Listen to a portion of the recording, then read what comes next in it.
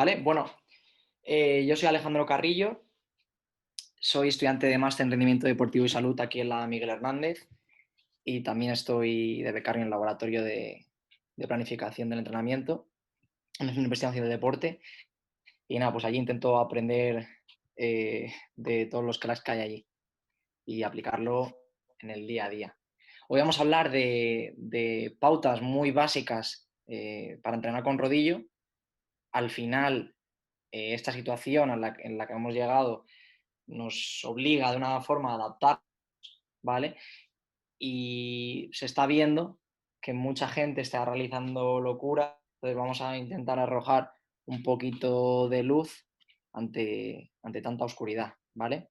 Pero como os digo, es todo muy básico, seguramente hay cosas que ya las sepáis y espero que lo que pueda aportar pues os venga bien, ¿vale?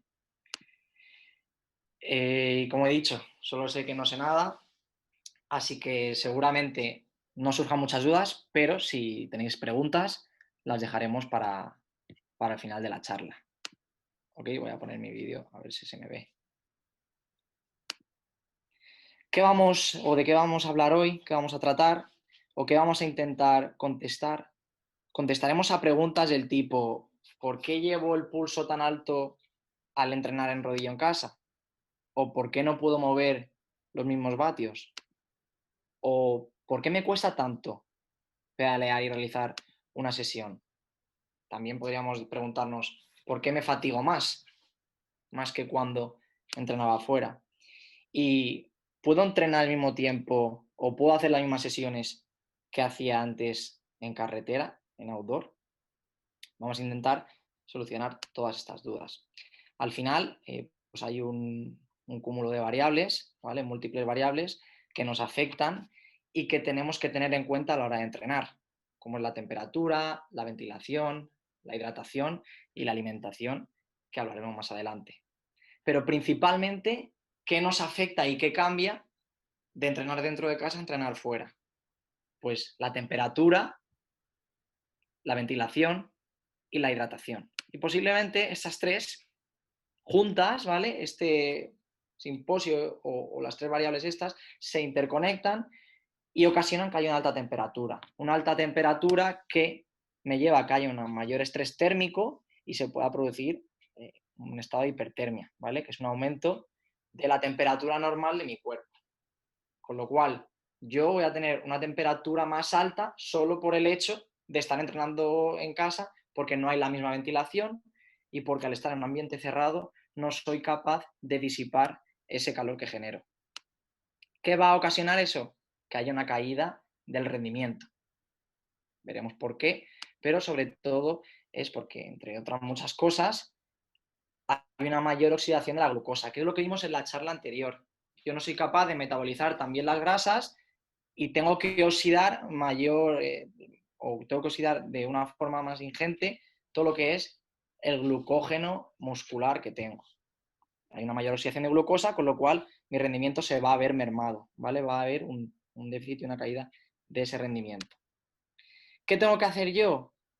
Pues estar o intentar entrenar en un lugar aireado, ¿vale? Que haya ventilación, es decir, si tuviera una casa que da a dos calles, abro las ventanas para que haya una corriente de aire dentro de casa. Obligatorio mínimo un ventilador, ¿vale? Inclusive dos. Pondría un ventilador justo a un lado enfrente mía, no, una velocidad no muy alta, ¿vale? Que intente simular al final todo lo que genero yo al romper el viento, por así decirlo, cuando voy en bicicleta, ¿vale? Tened en cuenta que yo por mucho que haga o que entreno, o que saque el rodillo a la terraza, la brisa que va a haber no es la misma que cuando yo voy encima de la bici, por mucho viento que pueda hacer, ¿vale? Y también dos toallas. Dos toallas, una porque vamos a dejar el suelo seguramente empapado y otra pues para secarnos el sudor que vayamos creando, ¿vale?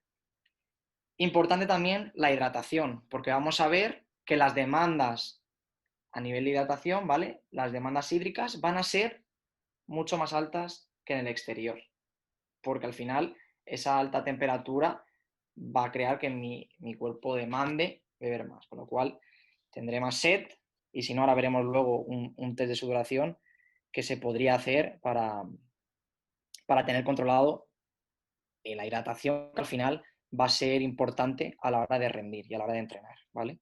Recordad que cuando empezamos ese proceso de deshidratación, cuando me llega a mí la sed, quizá ya sea demasiado tarde y haya perdido mucha agua. Y otra cosa importante es la alimentación. Y la alimentación hay que remarcar que sería importante o primordial que contáramos con la ayuda de un profesional, dietista, nutricionista. Sobre todo porque mi metabolismo basal ha cambiado ahora con el confinamiento. Mis demandas energéticas no son las mismas, mi actividad física no es la misma que tenía antes, con lo cual, ¿para qué voy a seguir comiendo como estaba comiendo hace un mes y pico? ¿Vale? Tengo que adaptarme a la situación, tanto a nivel de entreno como nutricionalmente. Pues sobre todo pues para no aumentar mis depósitos de grasa y no aumentar el peso corporal. Y también, ¿qué es importante el factor psicológico, porque no olvidamos que después de tantas semanas de confinamiento, pues la cabeza, queramos o no, no funciona tan bien como al principio, o por lo menos a mí. Y tampoco es lo mismo, para el caso de la gente ahí de Gran Canaria, salir en una ruta cerca del Roque Nublo, o a la gente de Mallorca salir por la Serra Tramuntana, que está en un ambiente un poco más triste y hostil, como es en una habitación entre cuatro paredes, que lo más cerca que tienes es una ventana que da a un edificio muy feo y lo único que puedes tirar es de un ventilador para ayudarte a completar el entrenamiento, ¿vale? Con lo cual, obviamente, si tenemos que elegir, esto no lo vamos a elegir, vamos a preferir siempre entrenar en el exterior. Yo no conozco a nadie que prefiera entrenar en rodillo, ¿vale? O si hay alguien aquí, que lo diga sin problema. Y se ha visto y se ha demostrado que dos entrenamientos iguales dentro, imaginaos, un entrenamiento de 1 hora dentro de casa, yo le doy un RP de 9, ¿vale? Es un entrenamiento de 6 al consumo de oxígeno, y el mismo entrenamiento fuera, seguramente, o con total seguridad, me costará mucho menos, ¿vale? Que ese entrenamiento indoor, por la sensación que produce, la sensación de fatiga, el estar ahí encerrado, ya a nivel psicológico y también a nivel térmico y fisiológico, ¿vale? Vamos a verlo más claramente. Esto es una sesión al aire libre. Al aire libre lo que vemos es que hay mucha variabilidad. Es decir, como cadencia varía mucho. Varía mucho porque yo me voy adaptando al terreno por el que yo estoy pasando, ¿vale? Con lo cual vemos que hay muchísima variación, muchísimo cambio. Vemos también cómo incluso a veces la potencia es cero o incluso intenta cortar ese eje, ¿vale? Porque dejo de pedalear. Viene a lo mejor una cosa hacia abajo o aprovecho el rebufo de un compañero. Entonces, eso me ayuda en cierta manera a dejar de pedalear, incluso podría mantener la misma velocidad por la inercia que ya llevo, ¿vale? Y aquí tenemos un entrenamiento en rodillo, que si bien en este caso sí que ha habido ciertas paradas, ¿vale? El chico pues dejó de pedalear en algunos instantes, vemos que el pedaleo es más continuo. Por lo tanto, esa variabilidad es mucho menor. Y a nivel energético, eso me repercute en que no estoy gastando tanta energía porque soy más constante, ¿vale? Y eso me llevaría a una mayor eficiencia. Pero desde el punto de vista biomecánico, ese pedaleo constante en rodillo va a generar que haya un mayor estrés, tanto mecánico como metabólico. ¿Vale? Al final no estoy dejando de pedalar en todo momento, con lo cual las fibras se van interconectando y van aplicando fuerza en todo momento. ¿Vale? Y como he dicho, genera un estrés mecánico a nivel muscular, pero también metabólico porque mi demanda de sustrato energético es continua. ¿Vale? Eso se va sumando pues, a todo lo que se produce de hipertermia, que hace que oxide mayor glucosa, que hace que sude más, haya una deriva de la frecuencia cardíaca, es decir, mi pulso vaya aumentando más que la potencia que yo genero, ¿vale? Un estudio reciente compararon 20 minutos de un entrenamiento o de un 20 minutos all out indoor, ¿vale? Con otro outdoor en un circuito. ¿Qué se vio? Pues lo que estábamos viendo antes y lo que podéis ver, que hay mucha mayor variabilidad en ese entrenamiento, en esa prueba outdoor, ¿vale? En ese test, yo me voy adaptando a curvas, a repechos, a dejar de pedalear porque llevo ya inercia, aprovecho para descansar. En cambio, dentro en entrenamiento indoor, en ese caso fue un laboratorio, obviamente no dejo de pedalear en ningún momento.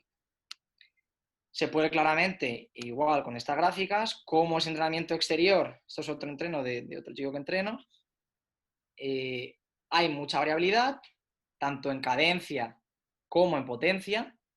Corta mucho más, hay muchos ceros, en cambio en rodillo es todo más constante, ¿vale? No dejo de pedalear en ningún momento, salvo pues que pudiera pasar algo, que se me cayera el ventilador, se me cayera la botella o tal, pero principalmente no voy a dejar de pedalear porque no me lo pide las condiciones, ¿vale? Y si veis, pues al final es eso, un entrenamiento fuera de casa y un entrenamiento en rodillo. En competición, aunque sea un poco paradójico, en competición el tiempo que descanso es mucho mayor. Esta es una competición ciclista que entreno. Vemos que hay muchísima variabilidad, ¿vale? Hay mucho ruido, no se logra ver bien incluso la raya de cadencia y de potencia. Vemos que corta muchas veces ese eje porque llega la potencia a ser cero. En cambio, la frecuencia cardíaca sí que va variando, pues en función de dónde se encuentra situado dentro del pelotón, de si hay arrancadas y tal, y eso va a ocasionar que haya mucha variabilidad. Es decir, yo al ir en una grupeta o en una competición a full gas, voy a ir adaptándome al grupo. Si voy a rueda, voy a generar mucho menos vatios. Incluso voy a aprovechar para descansar. Si hay algún punto de giro, si hay alguna arrancada, si hay alguna esquina, también voy a generar muchos vatios y luego voy a bajar, ¿vale? Pero el efecto de ir en grupo va a ocasionar que yo tenga ese tiempo para descansar, por así decirlo. Incluso si vemos gran parte de ese tiempo, hasta bueno, un 38% de todo el tiempo de esas 2 horas y 10 que duraba la carrera, el 38% ha sido en vatios muy bajos, es decir, en zona recovery, zona de recuperación. Y vemos cómo de esas 2 horas 10, 1 hora 55 ha estado pedaleando, con lo cual casi 15 minutos ciclista ha estado sin pedalear, yendo a 41 por hora, ¿vale? Imaginaos que al final, obviamente, las demandas no son iguales. ¿Quiere decir esto que ha sufrido? Obviamente ha sufrido porque es una competición, pero vemos la importancia del hecho de ir a rueda y de que en el exterior es todo mucho más variable e incluso a veces favorable para nosotros, porque dejamos de pedalear para descansar. Esto es un mini estudio que hizo Gabriel de la Matía con sujetos suyos, con entrenados suyos, y vio que mucho tiempo de las salidas los vatios eran cero, sobre todo cuando eran pelotón. Y cuando salía solo estaban mucho tiempo, aquí en ese caso media hora, sin mover vatios, es decir, haciendo pedal cero, ¿vale? Aplicando cero fuerza, sin pedalear. En cambio, en rodillo, esos minutos sin pedalear son nulos, ¿vale? ¿Qué pasa cuando yo me voy a zonas bajas? Igual, yo por debajo del 30% del FTP estoy muy poco tiempo en rodillo, pero estoy muchísimo tiempo en pelotón y también solo, ¿vale? Con lo cual, lo que estamos diciendo, entrenar en el rodillo al final fatiga mucho más. Con lo cual podríamos asumir y decir que es muerte entrenar en rodillo. Como consejos generales, ¿cuáles son los que damos? Hidratarse antes, durante y después, ¿vale? Antes, porque ya tenemos hidrolítica, ¿vale? Hídricamente estamos bien para enfrentarnos al entrenamiento, y durante, porque como vamos a sudar muchísimo más que fuera, tengo que recuperar todo aquello, digamos, que voy sudando. También es importante luego, como aprovechar también a nivel de carbohidratos esa ventana metabólica, pero nutrirme e hidratarme al acabar el entrenamiento. De Glut for Science, una página web de un chico que es un crack, pues al final da muchos consejos y entre ellos, lo que se ha visto, lo que se puede extraer de la literatura científica es que hay que beber entre 750 mililitros y 1 litro la hora, ¿vale? ¿Veis la pantalla todo bien? Ale, sí, sí se ve bien. Vale, ahora perdón, que se había ido esto. ¿Vale? Pues al final hay que tener una buena hidratación desde antes de empezar a entrenar hasta posteriormente haber acabado de entrenar. ¿Qué se recomienda? Un bidón, incluso 2. Y ahora luego veremos ese test de sudoración que os he dicho y cómo podemos bien un poco hacer ese pacing a nivel hídrico y a nivel nutricional en nuestros entrenamientos de rodillo. Puedo beber agua, puedo beber isotónicos, ¿vale? Lo importante es que no tenga la boca seca y no llegue a ese proceso de deshidratación, que muchas veces va con retraso. Cuando yo tengo sed ya estoy llegando tarde. A nivel de nutrición, pues un nutricionista os podrá aconsejar mejor, pero lo que se recomienda es que en función del tiempo y de la intensidad yo pueda ingerir más o menos carbohidratos. Si va a ser una sesión de menos de una hora y va a ser una sesión suave, entre 40 y 60 gramos de carbohidrato por cada hora estaría bien. Si ya voy a meter mucha más caña, van a ser sesiones más intensas o mayores de una hora, ya sí que mi nivel de carbohidratos que voy a ingerir tiene que ser mucho mayor porque las demandas energéticas van a ser mucho mayores. No quiero tener una depleción de glucógeno y pueda ocasionar que me dé una pájara o haya una caída del rendimiento. Con lo cual, al final tenemos que ser inteligentes. ¿Voy a hacer un entrenamiento muy intenso? Voy a ver un poco más y voy a ingerir más carbohidratos. Como he dicho, esa página 100% recomendable. Y como comentaba anteriormente, ventilador y toalla se hacen necesarios para un buen entrenamiento y una buena sesión. Y otra cosa que no se está teniendo en cuenta es que hay que tener un perfil de potencia adaptado, porque no se puede entrenar a los mismos vatios que estaba entrenando yo fuera. Es decir, si yo he estado haciendo estos meses atrás, tengo mis zonas preestablecidas por mi curva de potencia, yo no puedo coger esas zonas que tenía en el exterior y aplicarlas al interior, no puedo replicar todo eso porque realmente va a depender mucho, principalmente del rodillo que tenga y luego de mi experiencia como ciclista o triatleta, ¿vale? Mi experiencia encima de la bici. Con lo cual hay que tener esas zonas individualizadas. No viene nunca mal hacer unos pequeños test, incluso alguna carrerita en Zwift, para ir ajustando bien ese modelado y esa curva de potencia. Pero como os he dicho, no puedo intentar simularlo de fuera sin antes ver si verdaderamente tengo esas zonas bien acotadas.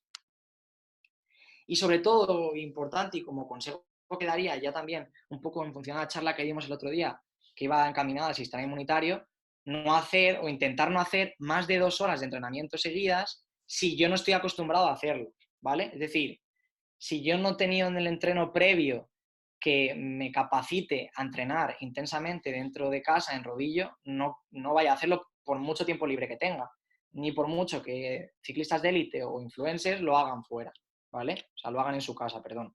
Entonces, vamos a ser inteligentes y vamos a hacer un entrenamiento adaptado a nosotros. No por entrenar más en rodillo vamos a ser muchísimo mejores, porque principalmente no sabemos cuándo saldremos del confinamiento y sobre todo las competiciones a corto y medio plazo son toda una incógnita. Con lo cual, ponerme ahora en forma o ponerme fuertísimo no sería el principal objetivo, sino yo veo que el objetivo principal es mantener las adaptaciones generadas y sobre todo que no caigan las adaptaciones, ¿vale? Perder lo mínimo posible con el menor volumen posible invertido. Que tengo mucho tiempo libre porque no estoy trabajando, tengo un ERTE, tengo mucho, pues lo que sea, intento dividir las tareas. Es mejor para mí hacer 1 hora y media por la mañana y 1 hora por la tarde. Puedo hacer por la mañana un rodaje más suave, incluso trabajar en ayuno, diferentes pautas de entrenamiento y por la tarde ya puedo hacer un entrenamiento más intenso. Estoy haciendo 2 horas y media de entreno, aunque las vías metabólicas no sean iguales, estoy entrenando y estoy haciendo volumen o minutos, pero no lo junto todo en una sesión que pudiera al final llevarme a un proceso de sobreentrenamiento o llevarme a una caída del sistema inmunitario que pudiera hacer que sea más proclive a enfermar, ¿vale? Esto vendría bien, sobre todo, llevar un control de lo que es la variabilidad de la frecuencia cardíaca y ver cómo nos vamos adaptando a todos los entrenamientos que vamos haciendo en casa, para poder prescribir de una forma más objetiva y más científica, llevando una periodización tipo day-to-day. Es decir, yo veo cómo estoy ese día o cómo estoy llevando los entrenos para ir haciendo esos microciclos que vienen o están por venir, ¿vale? Esas sesiones. Y también intentar dentro del rodillo simular la posición del exterior. Es decir, voy cambiando mi postura de las manos, cómo me cojo en el manillar, voy intentando simular esa posición porque luego va a tener una transferencia a lo que es el exterior, ¿vale? Si yo compito en medio Ironman o Ironman, puedo estar bastante tiempo acoplado y simulando esas posiciones, ¿vale? Esto es un consejo de mi compañero del laboratorio de biomecánica, Alberto Galindo. Intentar eso, ir cambiando las posiciones también para estar mucho más cómodo, ¿vale? Porque al final, sobre todo si tengo un rodillo fijo, mi rueda va a estar, a no ser que tenga un alza, mi rueda de atrás va a estar mucho más alta y no es una posición natural. las presiones, ¿vale? Van a pasarse al tren superior sobre todo y voy a tener más presión, digamos, en manos, brazos y hombros, porque no es una posición que está acostumbrado a llevar. Perdón si hablo muy rápido, que quería hacerlo mucho más rápido que la otra vez y hoy no estoy muy fino. Consejos según el tipo de rodillo. Este sería, digamos, el gol estándar o el ideal, que es el simulador por excelencia, ¿vale? Es perfecto o casi y simula casi, como he dicho, depende del tipo de marca, la realidad que nos encontramos fuera. El principal inconveniente es que es muy caro, ¿vale? Es un rodillo de transmisión directa. Y podemos usar a ciencia cierta pues simuladores que me permiten entrenar y compartir momentos agradables con amigos como es el Zwift, ¿vale? Es el rodillo, como he dicho, por excelencia, pero es bastante caro y ahora seguiremos viendo. El rodillo de rulos es otro que también abunda mucho y los consejos que daría es que viene muy bien para entrenar el equilibrio, ¿vale? Pero si yo no tengo experiencia o no estoy capacitado para hacerlo, es mejor no subirme, ¿vale? Porque hay gente novata que se lo ha comprado y así como lo ha comprado, lo ha devuelto, ¿vale? Tengo que tener una experiencia previa para usarlo, al menos con garantías. Porque si no tengo experiencia, lo que va a ocasionar es que yo no pueda, por esa falta también de resistencia que muchos tienen, hacer entrenamientos por encima del FTP. Entrenamientos muy intensos que van a hacer que yo pierda el equilibrio y no sea tan estable. Y por tanto tampoco puedo hacer arrancadas y trabajar Pimax y otras zonas metabólicas, ¿vale?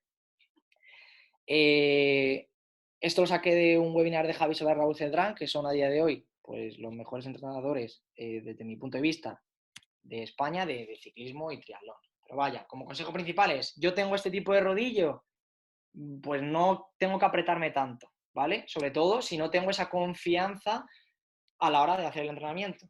Sobre todo, imaginaos que tengo el rodillo y conecto mi potenciómetro a una plataforma actual, si yo estoy todo el rato ahí pendiente de mis compañeros, puede que me vaya afuera, ¿vale? Y sobre todo para ese entrenamiento de muy alta intensidad en el que voy a generar mucha potencia. Y luego ya el último, y es el que creo que tenemos casi todos o hemos tenido, es el rodillo fijo, ¿vale? Inconveniente principal, que es muy ruidoso, también depende del año, ahora ya los más modernos no hacen tanto ruido. Es importante, como he dicho antes, tener un alza a la rueda delante, porque eso va a cambiar mi posición y va a generar o ocasionar que yo tenga mayor presión, tanto en manos como otras estructuras corporales, ¿vale? Con lo cual no voy a estar simulando lo que quiero, que es simular la bici en el exterior.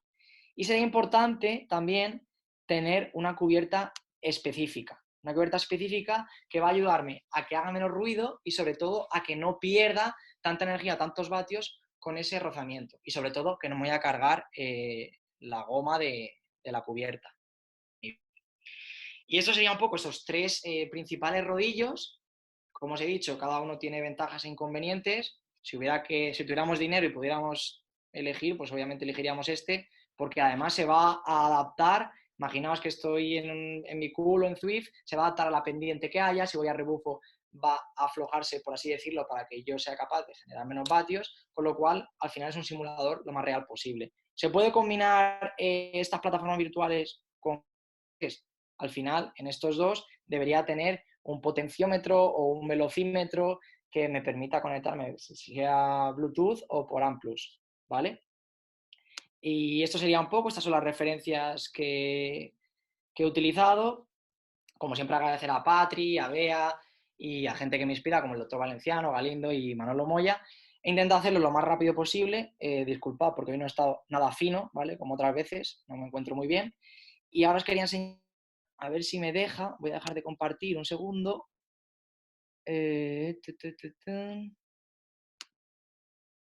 Vale, este es lo que os comentaba, el test de sudoración, ¿vale? Que hicimos en BitTrain en base a la última literatura científica. ¿Qué nos permite el test de sudoración? Pues conocer en qué medida nosotros sudamos o cómo respondemos ante diferentes situaciones, ¿vale? Ya sea de humedad, pero esto se puede aplicar no solo a rodillos, se puede aplicar en rutas muy largas, en cualquier tipo de entrenamiento, ¿vale? Incluso de carrera a pie en cinta o cualquier tipo de entrenamiento, ya os digo. Nada, ponemos la fecha, la hora, para tenerlo todo bien, digamos, controlado, ¿vale? Al final No es lo mismo entrenar por la mañana que por la tarde o a media hora del día, a mediodía, perdón, y poner la temperatura ambiente. ¿Qué hacemos? Nos pesamos antes de la sesión. Es importante ir al baño, ¿vale? Vaciar la vejiga y pesarnos sin ropa, ¿vale? Y anotamos el peso, anotaríamos el peso. Imaginamos 70 kilos. Luego pesamos los bidones con el líquido que vayamos a tomar, asumiendo, perdón, que me pongo agua, por ejemplo, un isotónico, asumimos que 1 mililitro es igual a 1 gramo. ¿Qué problema hay que nos podemos encontrar? Pero que luego lo matizaré. Es que yo al pesarlo, si lo peso, también me está pesando el plástico. Pero como lo voy a pesar también al acabar, realmente voy a depreciar lo que pesa el plástico. ¿Que mis bidones o tengo un medidor que puedo medir en mililitros? Pues también lo mido en mililitros, ¿vale? Pero asumiendo eso, que 1 mililitro va a ser igual a 1 gramo, ¿ok? Entonces pesamos, imaginaos, tengo 2 bidones de 500 mililitros, pues en realidad es 1 litro que me llevo yo a beber. Y a lo mejor pesa eso 1,1 kg, porque pesa 50 gramos cada bidón. Entonces yo lo anoto. Acabamos la sesión, me quito el maillot, culot, lo que lleve, me seco el sudor y me vuelvo a pesar, ¿vale? Desnudo, mismas condiciones. Imaginaos que peso 68, que he perdido 2 kilos. Y luego ya pesamos los bidones con el resto del líquido que haya quedado. ¿Que me lo he ventilado todo? Pues si peso los 2 bidones, como he dicho antes, si pesaran 50 gramos, me quedará al pesar lo que son 100 gramos. ¿Que lo he medido por mililitros? Pues los mililitros que queden. En este caso sería 0. O sea, al final es saber que lo estoy haciendo bien o que estoy midiendo bien. Y luego anotamos los minutos de entrenamiento, ¿vale? Entonces, realmente, ¿yo qué he perdido? Yo he perdido el peso líquido del peso perdido, pero también todo lo ingerido, ¿vale? Este Excel lo podemos pasar, este PDF, perdón, para que lo anotéis, también la fórmula que es básica, para que tengáis en cuenta, porque luego al dividirlo por los minutos, se hace una regla de 3 y tenemos lo que gastamos o los mililitros consumidos cada hora. Con lo cual, luego pondría el RP la sesión, la percepción subjetiva aquí de 0 a 10, lo que me ha costado esa sesión de entrenamiento y si usa ventilador o no, ¿vale? Para tener más variables acotadas. ¿Qué tengo ahí? Imaginaos, pues yo he visto a gente que pesa desde que pierde 800 mililitros la hora hasta gente que pierde casi 2 litros. Eso que me permite a mí, a la hora de realizar un entrenamiento, saber los bidones ya que tengo que llevar o lo que tengo que hidratarme y establecer un pacing de hidratación para que ese rendimiento, como hemos ido comentando a lo largo de la sesión, no decaiga, ¿vale? Y para que esa deriva de la frecuencia cardíaca, ese aumento de la frecuencia cardíaca, no sea tan pronunciado, ¿vale? Controlando todas estas cositas, yo creo que vamos a tener, vamos a realizar un buen entreno. Y como os he dicho, esto lo podéis pedir, podéis dejar vuestro correo si queréis en el chat, o pedirlo a BitTraining por Instagram, por Facebook, donde sea, y lo enviamos sin problema, ¿vale? Al final es ver la diferencia que hay en peso, de mi peso corporal, ver la diferencia que hay antes y después, con lo cual sé lo que he ingerido y sé lo que he gastado. Lo sumaría y tendría ahí todo lo que, o toda la deshidratación, o todo lo que yo estoy sudando para luego tener un buen pacing, ¿vale? Y no sé qué estáis viendo ahora. Dejo de compartir esto y acabaría ya. Con lo que hay que tener un perfil o un modelado independiente de si estoy haciendo entrenamiento outdoor o indoor. Como vemos en este caso, es muy variable, ¿vale?